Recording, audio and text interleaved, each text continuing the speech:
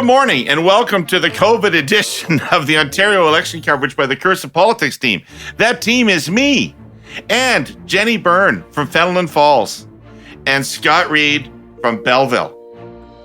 We have a lot to talk about, including fresh post-debate numbers from Greg Lyle and Innovative. But first, to give us an update on the campaigns and her quote of the day.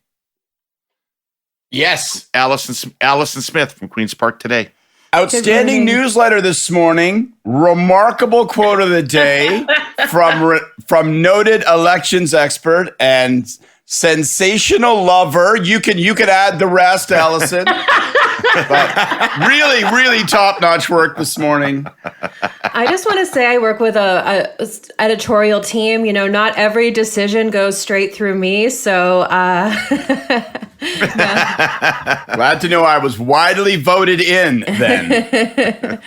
Yes, today Queen's Park Today has a story about the PC candidates, most of whom aren't participating in all candidates debates across the province.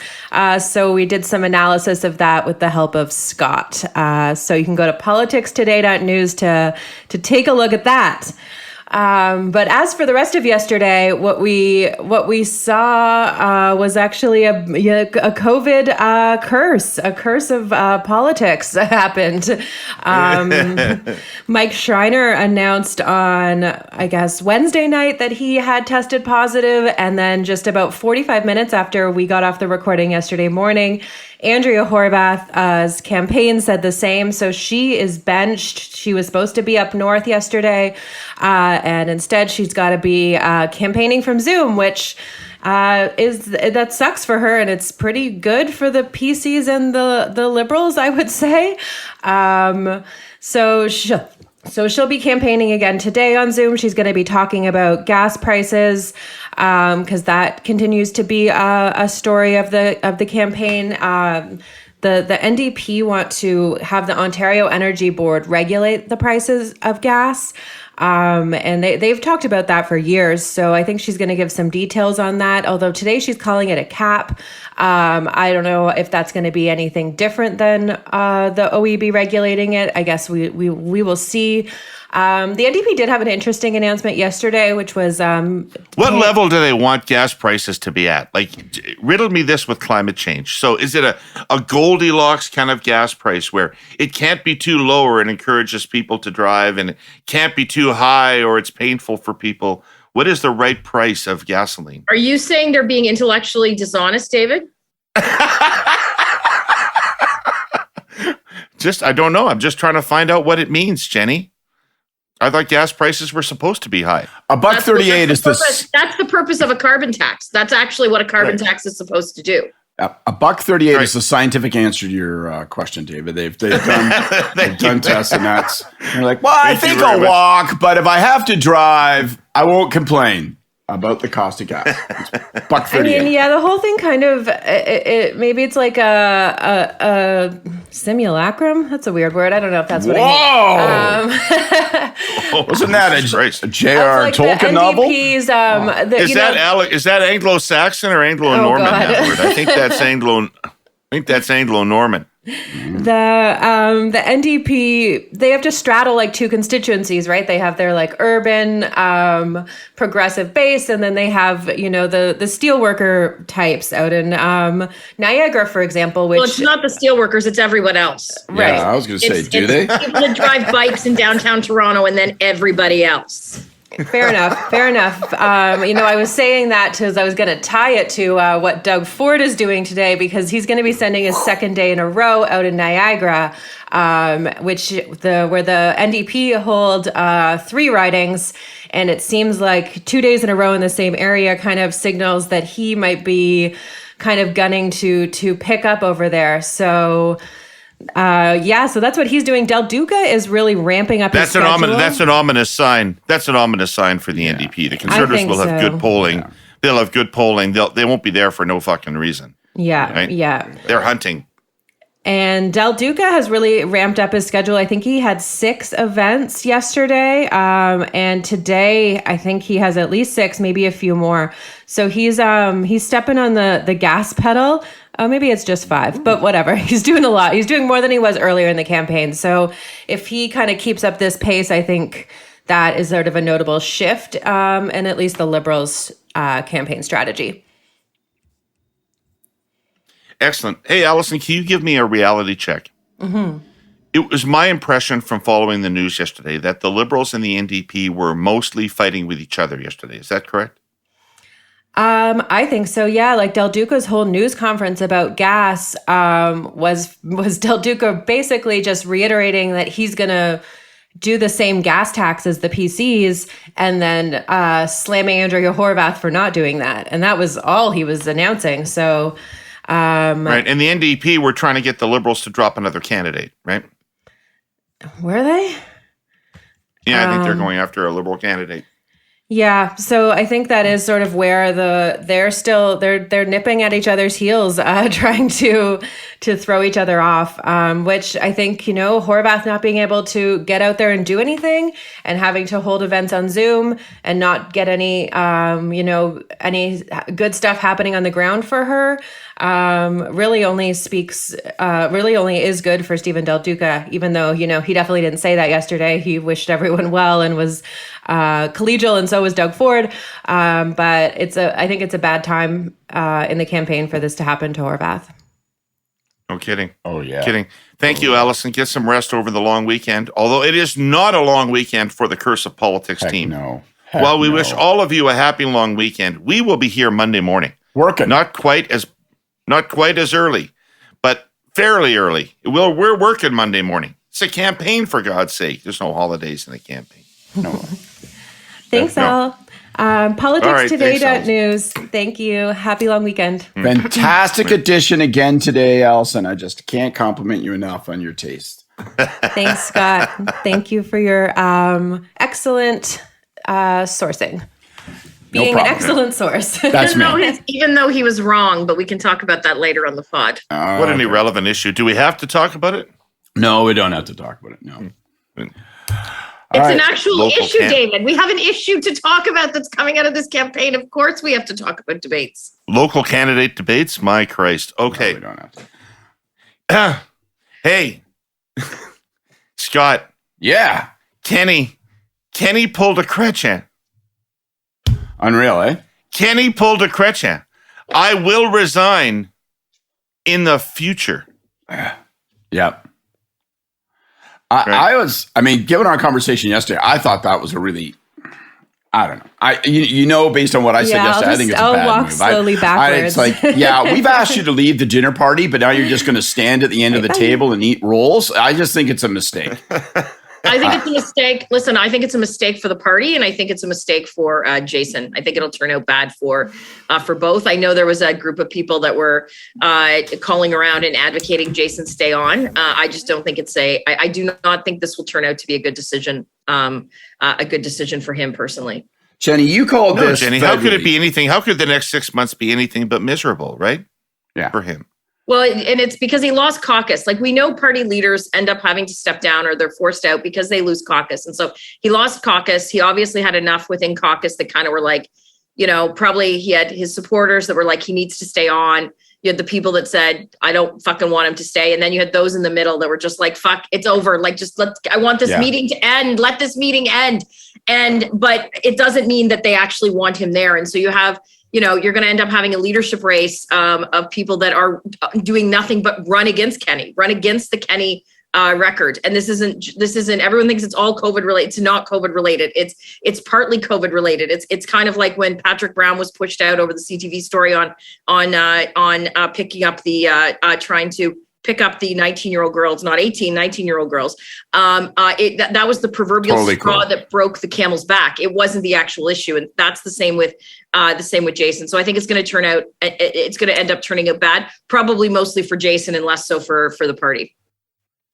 Like you said this with, when Andrew was voted out as leader, he was pushed out as leader, and then stayed on. I remember, and I think it's even more pronounced when you're leading the government as opposed to just the party. And you made the point at that time, Jenny, you're like, he's got to get out. And you weren't just hunting for scalp. It was, he's got to get out. This is going to be lame. It's going to, he won't control caucus. Caucus will chew on him.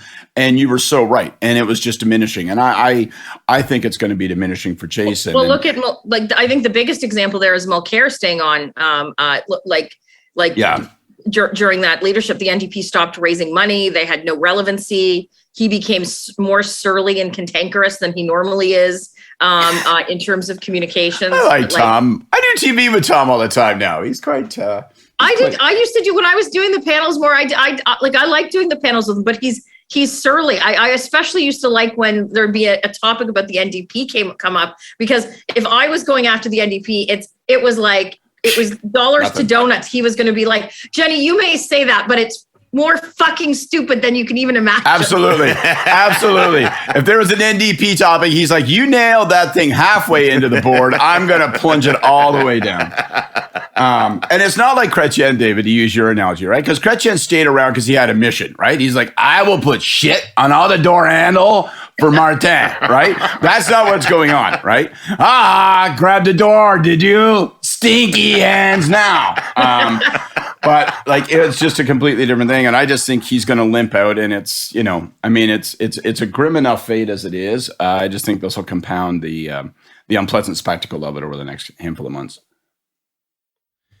This podcast only happens at the intersection of our devoted audience and technology. In other words, hurly-burlyites and accursed, thank you for being you. And internet, thank you for the hookup. I appreciate the goddamned hell out of you. I guess I thought I should throw down for the internet, because clicking wherever we want to go is now just second nature for most of us. It's not that way for all Canadians, though. Many of us need help getting that connection. There's a digital divide in this country, and our presenting sponsor, TELUS, is working on a number of ways to bridge it. Their Internet for Good program is one of those ways. For low-income families who are struggling, for seniors living on fixed incomes, for youth aging out of care and people with disabilities. It offers reliable, high-speed internet access at the lowest cost possible. Opportunities never happen in a vacuum. Internet for Good means individuals and families can get the information they need and stay connected to loved ones and friends. Since the program began, over 31,000 households in BC, Alberta, and Quebec have come online with it. 11,500 were added just last year.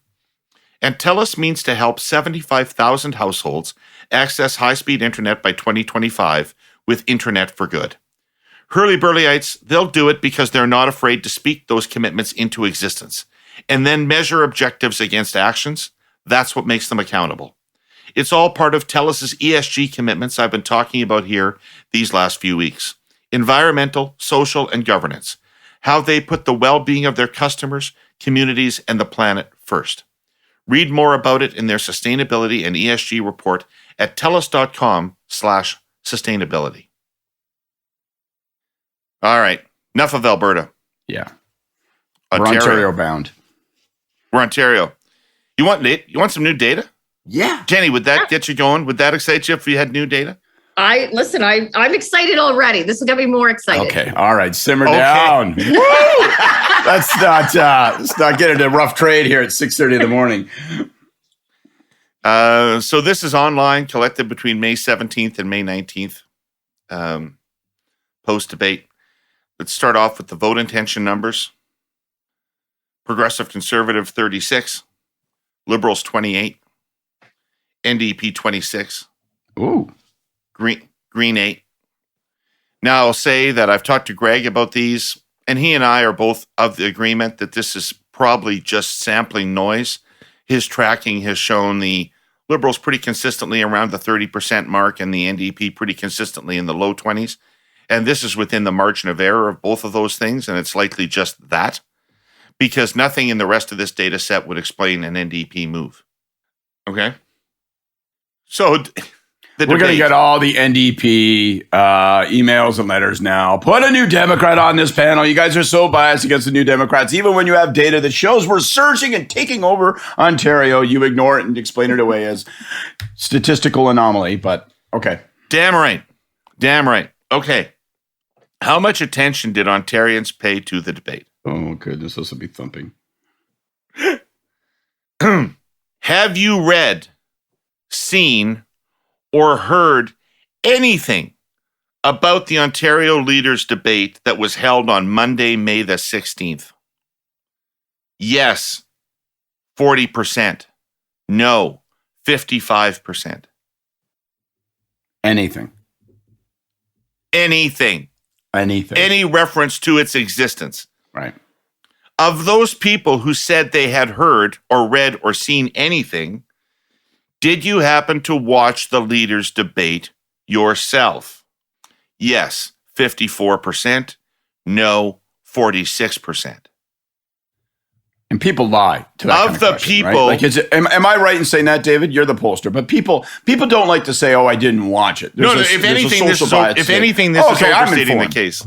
If anything, this is overstating the case. But I like how Greg drills down on these things and forces people into uncomfortable positions. If you watched the debate, if you claim to have watched the debate, did you watch all of it or just some of it? And 38% of people say they watched all of it. So 38% of the 46% of the 40%? No.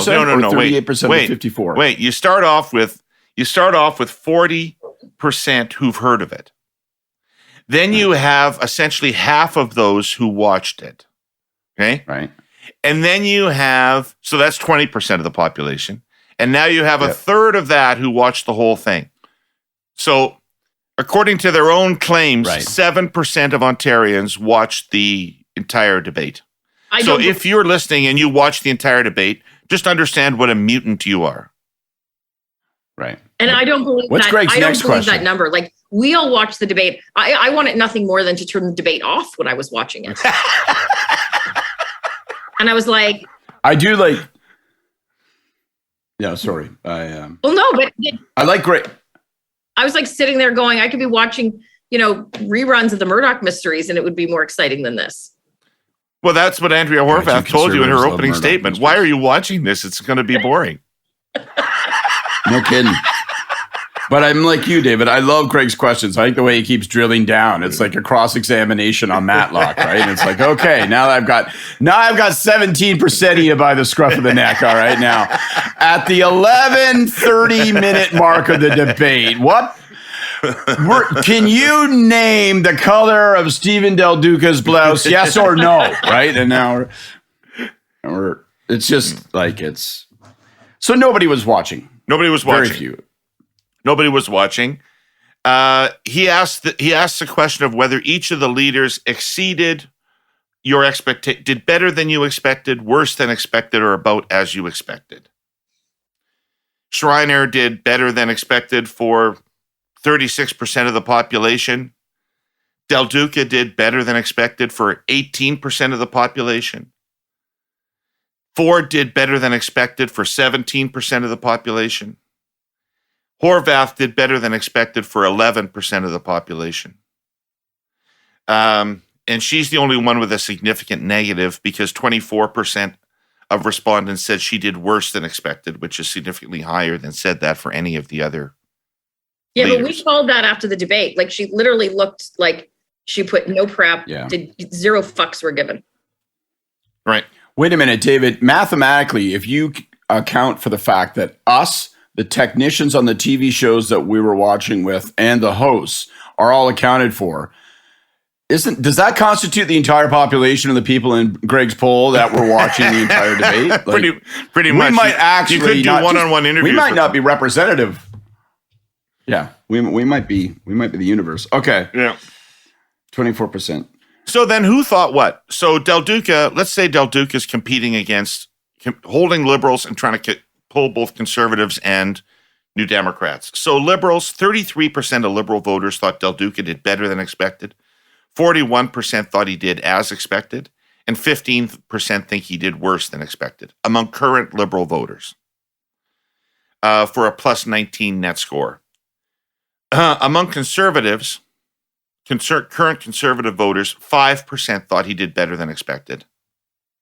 51% thought he did as they expected, and 22% thought that he did worse than expected. Among New Democrats, 19% thought he did better than expected. So much better reception among New Democrats for Del Duca than among Conservatives. 60% thought he did as expected, and only 10% of NDP voters thought he did worse than expected. Ford, 25% of Ford voters thought that he did better than expected. 55% thought he did as expected. Only 3% of Conservative voters thought Ford did worse than expected. So it doesn't sound like there was anything there that would have cost him a vote, right? Nothing happened in that debate that cost him a vote. Liberals didn't like it much. 12% thought he was better than expected, and 28% thought he was worse than expected. New Democrats liked him even less. 15% thought he was better than expected, and 42% thought he was worse than expected.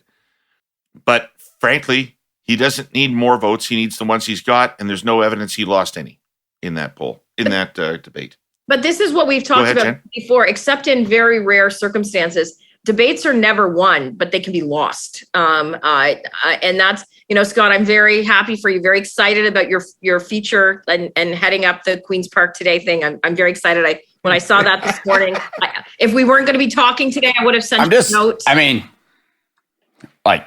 I'm pretty fucking important now.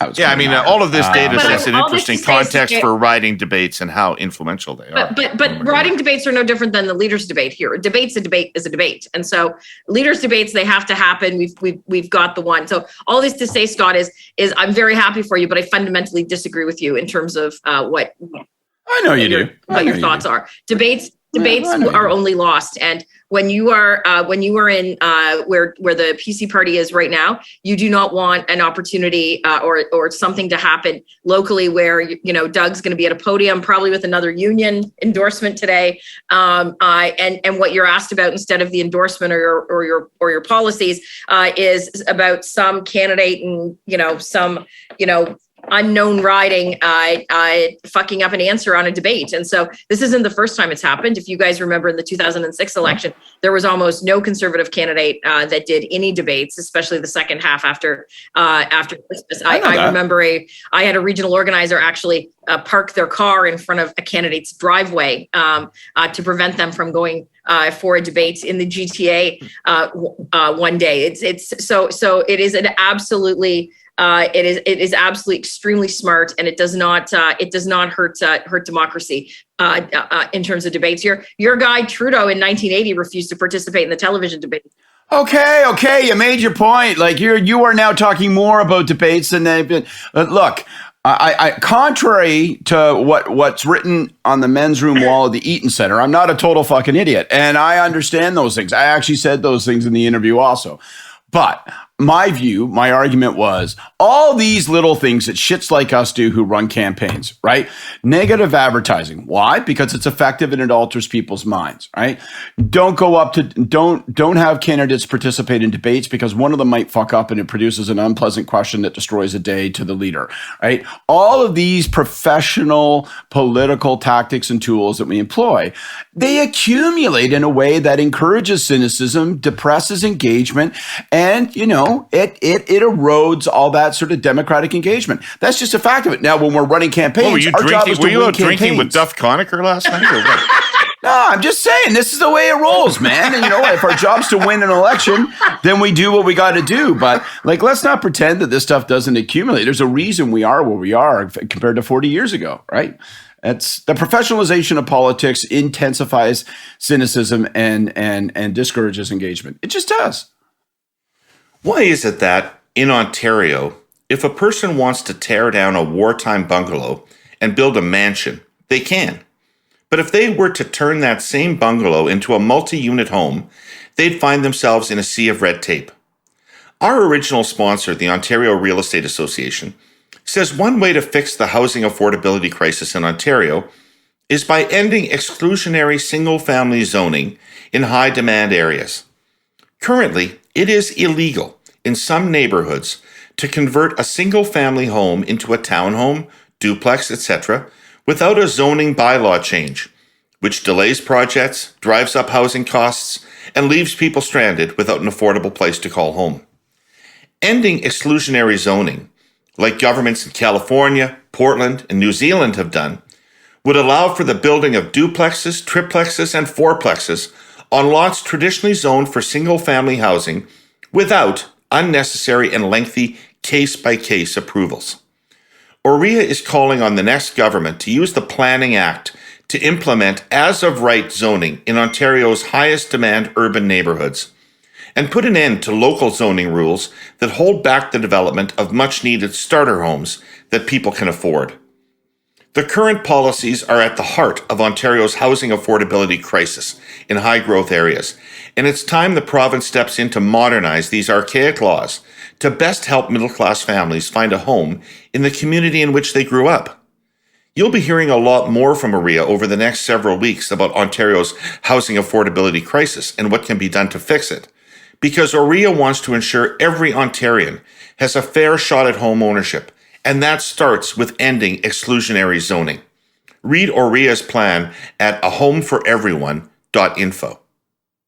Okay, Andrea Horwath, in the debate. Did you just call me Andrea Horwath? I didn't. I tried to move on. I see. All right. Because I have no idea about the listening audience, but I'm disinterested in this discussion about. I didn't start it. I tried to stop it. Okay. New Democrats, 35% thought she did better than expected, and 22% thought she did worse than expected among current NDP voters. 13% of Liberals thought she did better than expected, and 26% of Liberals thought she did worse than expected. And among Conservative voters, 4% thought she did better than expected, and 27% thought she did worse than expected. So the debate, pretty much a lost opportunity for Horwath for sure, but really a lost opportunity for everybody because Ford got a great break because Mike Schreiner emerged as the story of the debate. So 51% of Liberals say Mike Schreiner did better than expected. 21% of Conservatives say Mike Schreiner did better than expected. 60% of New Democrats say Mike Schreiner did better than expected. And when you ask people who won the debate, 24% say Doug Ford. 24% say Mike Schreiner. 9% say Stephen Del Duca, and 8% say Andrea Horwath. Ooh. So that's going to shake nothing up. 100%. That's right. It just didn't happen. So that was the last on the calendar potential game changer passed without changing the game. Greg should have asked if people were impressed that Stephen Del Duca did the debate without notes. Of the 7% who watched it. Because it was a big deal for Del Duca. He tried to bring it up every that was his his focus was trying to bring that contrast up as much as possible. So I guess it wasn't really the game changer or the issue that their war room thought it was going to be. Hashtag Binder Boy. It's like tossing red kryptonite in front of Superman. It makes them all goofy and weird and turn into something odd, and it just destabilizes. I thought the PC kryptonite campaign, was green. Clearly. Green kryptonite, which weakens and potentially kills Superman, is green. But red kryptonite has unpredictable and often silly effects on Superman. So he might turn into a giant omelet or an India rubber ball, all sorts of crazy things. I'm going to send you some comics from the 1950s. You're going to have a great weekend. I'm telling you that Superman, if he was an omelet, would still be able to beat Batman. Well, it depends. Like a Denver omelet or like just, boy, we are trying to kill off the audience today, right? It's just listener be gone. That's the motto for today. So the debate didn't happen. Well, wait, so Ford stood up. Wait a second. Let's give him his due. Let's start by giving him his due. Agreed. Whatever it is, That's whatever true. I thought of it. Ford stood up there for an hour and a half and took questions from moderators and interacted with the other leaders. And at the end of the day, people said that was fine. He was fine. Right. And contrary to the point you made earlier, which is that there's no evidence for an NDP rise in the underlying data, it actually suggests maybe a little bit to the contrary, right? To the degree to which, if the thing mattered at all, people came away with a less positive impression, particularly among the voters that she doesn't have but needs, than otherwise. Well, it would have had its biggest impact among Liberal NDP switchers, because Liberals were not impressed by Horwath, and New Democrats were kind of impressed by Del Duca in greater numbers. So there's, there's some potential switching going on there, but nobody laid a glove on Ford, just to go back to the daily curse of politics thing. So you got 13 days left in the campaign. Two or three of them are chewed up with a long weekend. You've got voting has already started with advanced polls. Voting's and the New Democrat leader's off the campaign for 5 days minimum, right? So you look at it and you go, if you're a New Democrat, how are you going to move this thing around? Meanwhile, Ford's campaigning where you have seats right now, hunting you like a guy in camo, sitting in a duck blind. It's bad fucking news for the New Democrat. And she's had to cancel the northern trip. And that's like, she needed to get up there. Like that is battle. That is part of her. It's the Southwest and it's the North for her. And I think missing these days in person is not good for the NDP campaign. It's rough, man. Doug could go underground now, right? Like nobody's really following the campaign. Like he'll be taking no chances. For sure. Right. He'll take no chances. But they do appear to be, I think, a handful of seats in the North, a handful of seats in Southwest, trying to take those York ridings. Like, I just think you're going to see them now sort of concentrate on like 8-ish ridings. You tell me, Jenny, what the right number is, right? But I think they are now saying to themselves, we have the conditions to pick up some seats with the underlying demos as to who's voting, with superior resources and targeting ability. We can maybe go underground in terms of the air war and just kind of be kind of quiet throughout our ads, hold our space, and just target on the ground and see if we can squeak some gains and some swings out. And then the Liberals and NDP beat each other's brains out in Toronto, and we don't care if Del Duca comes out with more of those seats. Like it's a really solid spot to be in if you're the PC. Yeah, well, listen, we predicted this was going to happen. We were eventually going to hit the stage of the campaign where the Liberals and the NDP had no choice but to go against each other, because it just, like, mathematically looking at seats, they're fighting like where we're sitting. They're fighting each other for those seats. So yesterday was just the start of what I think was going to always be the inevitable fight. But yes, Scott, I agree with you. I think you're going to see Doug and the Ford campaign it's kind of going to be business as usual, as in terms of what we've already seen. He's going to do his events during the day, and you're going to have local campaigns that are focused on getting out the vote. They've been very disciplined in terms of that. They have a superior ground game. They have a very good plan, to get out the vote. It's leading into, we had a good one in 2018. It's going to be even better with more resources, more money, more volunteers, and what have you. So I don't see any change in terms of the Ford campaign. It's a good thing. Like, everyone kind of focuses on, you're focused on your own knitting. So if you're a ground person, you're not really worried about the incoming attacks generally from other campaigns. But when they're actually, but I'll be honest, as a ground person more in war rooms than what I've been a comms person, when those attacks happen, you do feel them on the ground and they do affect you. So the fact that this has been a campaign where there has been essentially nothing that is stuck to Doug and no central attacks, it makes everyone's job easier day to day in terms of connecting with voters.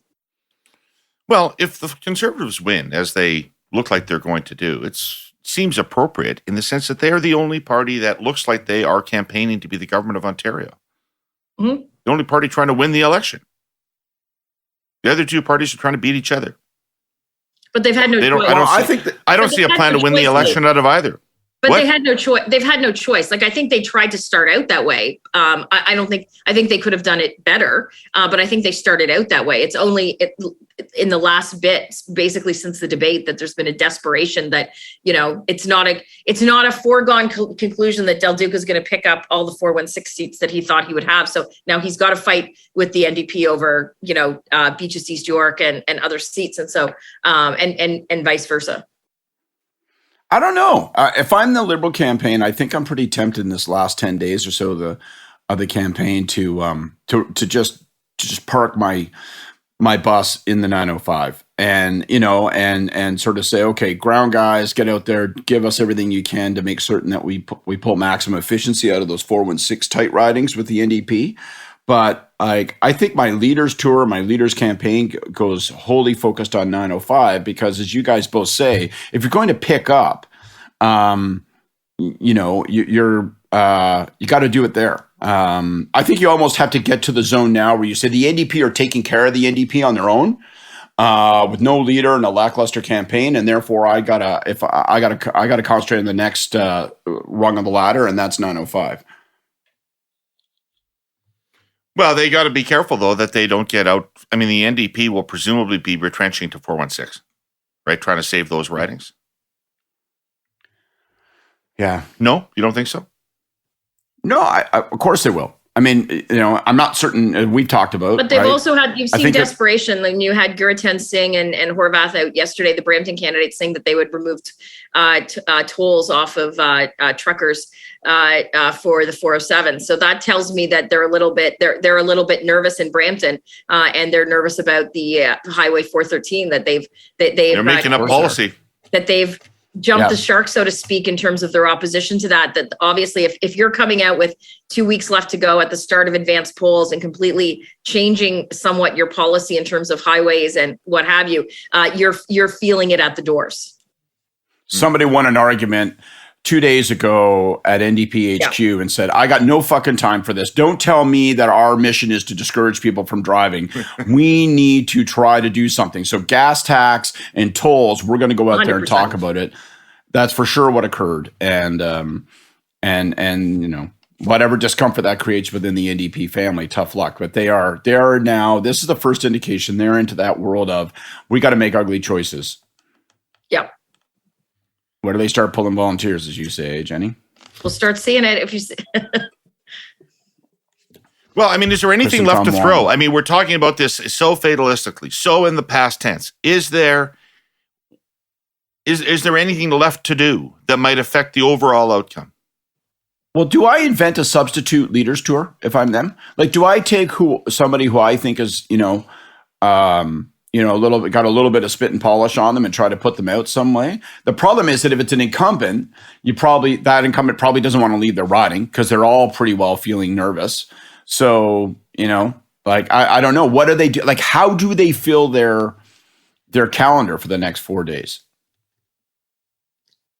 And what do they say? That's a tough one, because there are there's strong incumbents. Like I think you've got in Oshawa, I think it's Jennifer French who's a strong incumbent and people like. But we're running a really good campaign there. I was talking to a volunteer on the ground there this week, and we're doing very well. So if you're an incumbent who gets the phone call from HQ and said, "Hey, we'd like you to head north, or we'd like you to head to Windsor to help the local campaign," and you're worried about your seat, you're like, "Yeah, you can go fuck yourself. I'm not leaving my riding."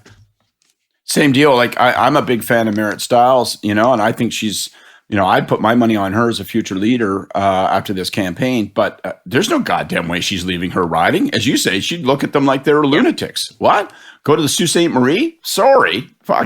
You can buy a train ticket to go fuck off. Is what you can do. All right, kids, our time's up. Who's got a blessing and a curse? I get a blessing. A blessing is just to everyone. Advanced polls we live in a great country. We live in a great province.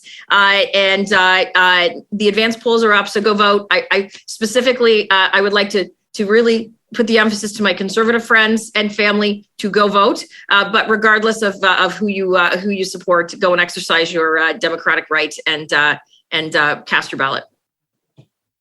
Listen to Jenny. We live in a great country that patented federal conservative positive optimism. I just love it. I voted yesterday. I went yesterday. It was a lovely experience. You're one of those people who feels they've heard all they need to make up their mind? Yes, I am. Yeah. Well, I watched the debate. I was one of the 3.7% who watched it entirely and could name the color of everybody's outfit. My blessing is to the Liberal and NDP campaigns. It may be a blessing that comes too late, but yesterday they're both on affordability. Today they're going to both be on affordability. People may be cynical about the NDP talking about tolls. They may be shaking their heads when the Liberals talk about gas tax. But you know what? As far as I'm concerned, you got 10 days left. This is the number one issue in the campaign. I've been calling for it since before the campaign happened. Stick with it. I don't know if it will work, but I know it's the biggest, fattest spot on the bullseye there. And I would just continue to go away at it and see if there's any chance you can stick some of it to the PC. So I like the fact that they finally, 2.5 weeks in or whatever it is, finally are talking about the number one issue on people's minds. Congratulations. I'm glad you finally found your compass and got it working. Excellent. Very good. My blessing goes out to Liberals, which is we're going to be thin on the ground.